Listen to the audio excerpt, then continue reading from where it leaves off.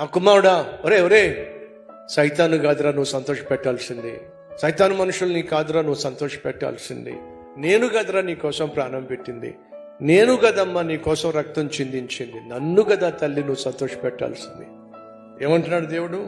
నన్ను నిందించు వారితో నేను ధైర్యముగా మాట్లాడతాను.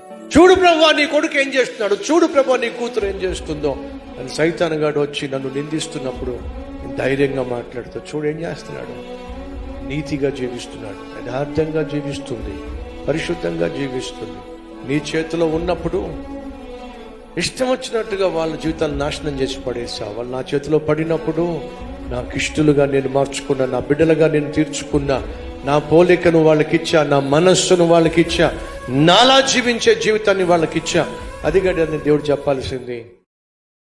Download ShareChat.